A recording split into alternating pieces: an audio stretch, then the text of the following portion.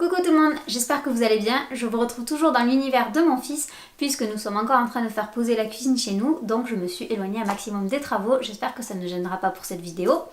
Je vous retrouve aujourd'hui dans cette nouvelle vidéo pour vous parler de l'acquisition du langage chez le jeune enfant.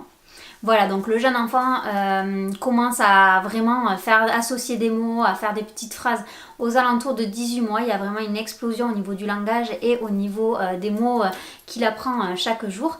Et du coup, dans cette vidéo, je vous livre mes 10 conseils pour l'aider à acquérir donc cette parole du mieux possible et à l'aider dans cette étape de la vie qui n'est pas toujours évidente ni pour lui puisqu'il est frustré de ne pas pouvoir verbaliser les choses comme il l'entend, et aussi pour vous puisque vous ne savez pas forcément ce qu'il veut et à quel moment il veut. Voilà, donc pour aider l'enfant dans l'acquisition de ce langage, je vous propose d'écouter mes 10 conseils. C'est parti! Donc le premier conseil que je vous donne, c'est de verbaliser les émotions de l'enfant. Voilà, donc de vraiment mettre des mots sur ce qu'il peut ressentir, donc que ce soit dans les excès de colère ou dans les excès de joie, de pouvoir lui verbaliser ce qu'il ressent et à quel moment au moment où il le ressent. Comme ça va pouvoir lui permettre à lui de mettre des mots justement sur ses émotions et de pouvoir par la suite les exprimer différemment que par des cris ou des choses comme ça. Mon deuxième conseil, ça va être d'utiliser un langage normal, s'adresser à lui comme on s'adresserait à n'importe quelle autre personne. Et par exemple, je sais pas, vous êtes en balade, voilà, il y a des vaches dans un champ, ça va être de pas dire regarde la meumeu ou ah il est joli le wawa. Ça va être vraiment d'utiliser les mots qui sont à utiliser pour tel animal, pour tel objet. Enfin voilà, d'éviter un maximum de donner des onomatopées en fait aux choses et vraiment de les verbaliser avec leur vrai nom, quoi. Enfin, pas utiliser de langage bébé puisque du coup ça va pas forcément l'aider à acquérir le langage et au contraire ça peut même le mettre en difficulté puisque les surnoms que vous allez trouver pour certaines choses, si lui il en parle à d'autres personnes, ça va pas être forcément le même surnom. Par exemple, je sais pas moi, on va verbaliser, enfin on va dire que son doudou c'est le nain, admettons. Et lui, quand il va dire ça à quelqu'un d'autre, l'autre personne, si elle n'utilise pas du tout ce langage-là avec son enfant ou dans la vie de tous les jours, si elle ne l'a jamais entendu, elle va se demander ce que l'enfant lui demande.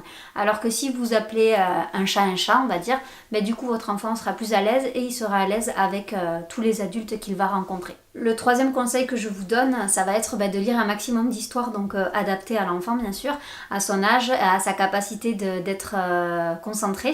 Donc voilà, pas choisir une histoire trop longue, une histoire trop ennuyeuse, puisque du coup il va perdre totalement sa concentration et ça ne va pas avoir de bénéfice. Donc vraiment choisir des petits ouvrages qui sont adaptés à ses capacités et à son âge.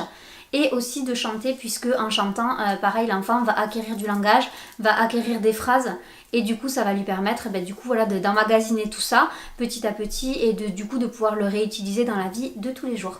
Mon prochain conseil, ça va être de nommer ce que l'enfant peut vous montrer du doigt. Donc c'est vrai que à cet âge-là, les enfants, pour dire ce qu'ils veulent, en fait, ils pointent du doigt les objets ou autres. Et donc ça va être, par exemple, l'enfant vous pointe son verre d'eau. Ah, tu veux boire? Attends, je vais te servir. C'est vrai, tu as soif. Enfin voilà, ça va être vraiment de mettre des mots derrière ce pointage de doigt pour l'inciter justement à utiliser des mots plutôt que son doigt pour dire ce qu'il veut. Mon prochain conseil, ça va être d'utiliser les bons pronoms. Donc utiliser le je, utiliser le tu, parce qu'on a souvent tendance en fait à faire on quand on dit quelque chose à l'enfant. On va se coiffer, on va changer la couche, alors que on devrait plutôt dire je vais te changer la couche, puisque ça va permettre à l'enfant de se différencier de nous, d'apprendre vraiment le on, le je et le tu qui sont trois pronoms différents en fait, puisque souvent quand on a tendance à dire tout le temps on, l'enfant va parler de lui à la troisième personne plutôt que de parler de lui à la première personne. Donc c'est important de lui faire de distinguer le on quand c'est une action qui concerne uniquement l'enfant. Donc de bien dire je vais faire ça, je vais te faire ça, je vais te montrer ci. Voilà, donc c'est très important pour lui, donc pour le permettre de se différencier des autres et aussi pour la justesse de ce qu'on va lui demander ou de ce qu'on va faire avec lui. Mon prochain conseil, c'est de limiter l'usage de la tétine, donc pour les enfants qui en ont. C'est vrai que la tétine va servir souvent pour rassurer l'enfant, mais après, quand l'enfant est en train de jouer ou quand il n'est pas forcément dans un moment où il a besoin d'être rassuré, l'idéal c'est de l'accompagner et de l'aider à se séparer de cette tétine-là, notamment pendant les temps de jeu ou autre, pour qu'il puisse justement parler, parce que c'est vrai que quand il a la tétine dans la bouche, ça limite vachement le besoin de s'exprimer, on va dire. et puisqu'il est occupé, déjà il a la tétine dans la bouche, il va être occupé à la tétée, alors qu'il pourrait très bien y avoir un moment d'échange, un moment de partage et un moment de discussion au travers du jeu, au travers de la lecture, au travers de l'activité que vous allez lui proposer, où il sera bien, où vous serez vraiment attentive à lui et où il n'aura pas forcément besoin d'être rassuré puisque ça sera un moment de partage et de plaisir.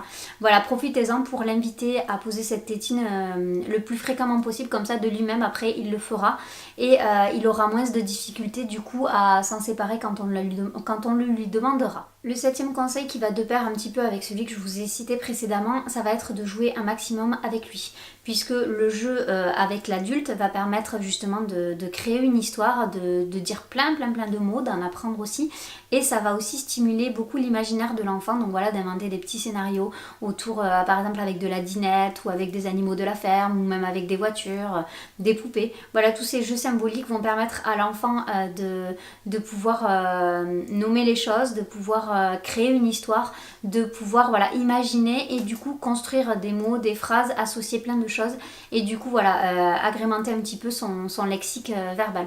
Mon 8e conseil, c'est de l'encourager à parler notamment sur des choses qu'il connaît. Par exemple, quand vous regardez des images avec lui, si l'enfant connaît déjà le chien, le chat, la vache, voilà, ça va être de regarder l'imagier et de le stimuler à ces moments-là, de lui dire « Ah, qu'est-ce qu'on voit ?» machin, enfin voilà, de vraiment l'inciter à poser des mots.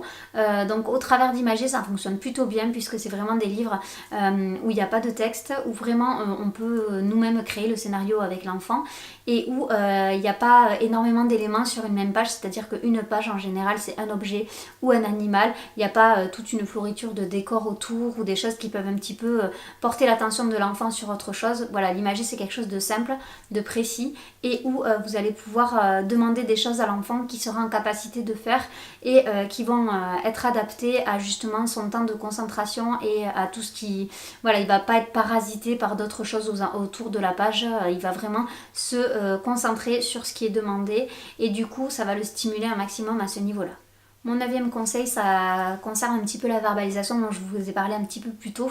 Voilà, ça va se faire vraiment à tous les niveaux, notamment par exemple sous la douche, vraiment profiter de chaque occasion qui se présente dans les tâches du quotidien qu'on va faire avec l'enfant. Donc sous la douche, par exemple, nommer les parties du corps, je te nettoie les oreilles, voilà, le transformer même en petit jeu avec lui.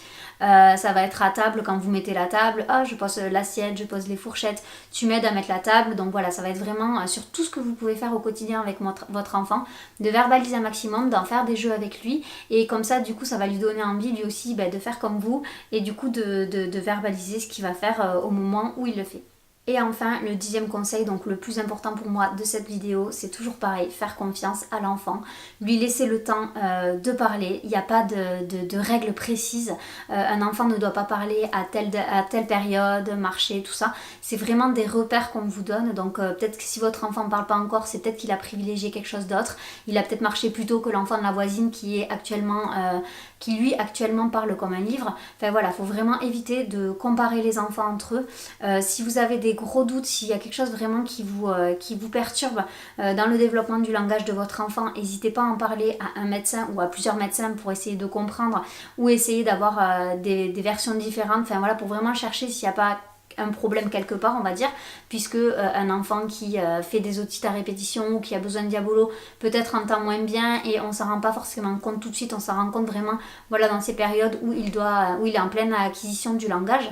Donc voilà, peut-être qu'il y a une cause médicale qui fait que votre enfant ne développe pas aussi bien son langage que l'enfant de la voisine, mais peut-être pas. Et si dans ces cas-là, il n'y a pas de cause médicale, ça va être vraiment de ne pas faire une fixation là-dessus, puisque plus vous attendrez de votre enfant quelque chose de précis et plus vous le stresserez entre guillemets, voilà, il va se sentir peut-être un petit peu pas capable de faire ce qui lui est demandé par l'adulte, alors que si vraiment vous le prenez à la cool et que vous l'accompagnez là-dedans sans lui mettre de pression, l'enfant vous verrez qu'il va déployer ses ailes et il va vraiment acquérir le langage de façon très naturelle et voilà, à son rythme, vraiment faites-lui confiance, il va y arriver et faites-vous confiance à vous aussi dans votre rôle de parent, c'est très important. Puisque ce qu'on va projeter comme image sur notre enfant, c'est ce qui va lui donner des ailes et ce qui va lui permettre d'acquérir tout ce qu'il a à acquérir dans ses premières années de vie. Donc voilà, ce sera mon conseil le plus important de cette vidéo qui à mon sens est pas assez dit et pas assez prôné par le corps médical. Voilà, cette vidéo est maintenant terminée, j'espère qu'elle vous aura plu, j'espère qu'elle vous aura aidé si vous rencontrez des difficultés avec votre enfant. Je vous fais de très très gros bisous, n'hésitez pas à partager la vidéo si elle vous plaît, à la liker, à vous abonner à ma chaîne si l'univers vous plaît. Je vous dis à très vite dans une prochaine vidéo, ciao!